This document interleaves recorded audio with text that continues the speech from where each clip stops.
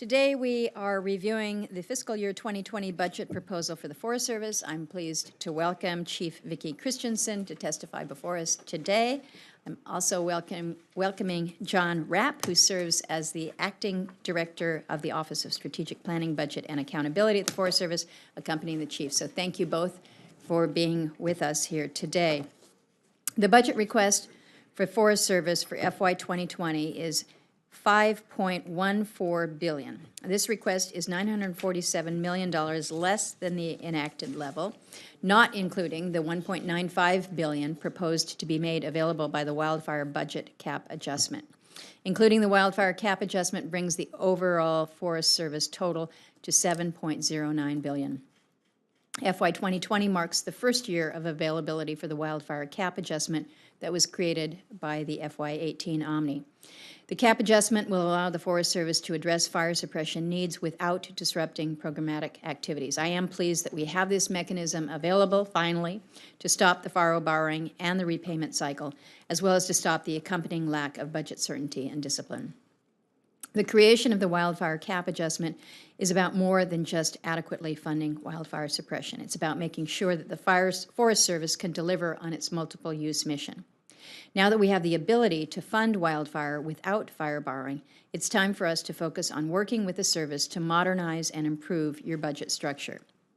Securing a cap adjustment was the first phase in increasing transparency and accountability for your budgeting practices, and the Forest Service took another important step by proposing a budget restructure in the request.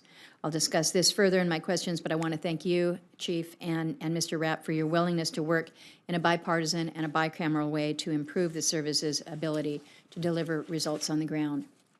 The request placed a heavy emphasis on Secretary Perdue's Shared Stewardship Initiative. This approach recognizes that we can be better stewards of our natural resources if states, local governments, and stakeholders work together towards common goals.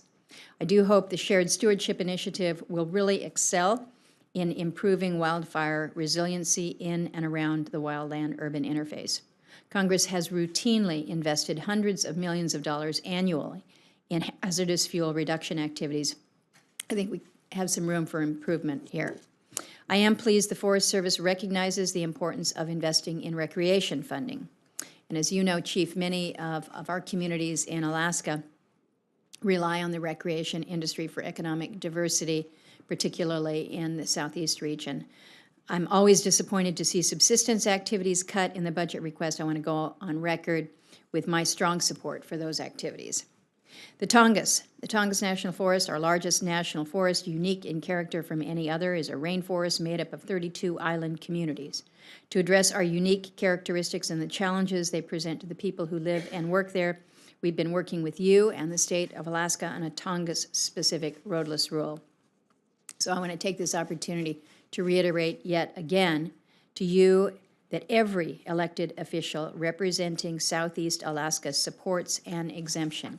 From the governor to the state legislators to the delegation here in Congress, this has never been a partisan issue for us. Alaskans know best what it takes to meet our needs, and we need relief from the roadless rule as it currently stands. Without relief, our communities will continue to struggle to grow jobs and a sustainable economy that they desperately, desperately need. And as you continue to work with us on making the Tongass a working forest again, I do hope that you will use it as an opportunity to put the model of shared stewardship to work. So thank you. Thank you for being with us here today, Chief. I look forward to your testimony. Again, thank you for your willingness to serve. And with that, I turn to my colleague, Senator Udall.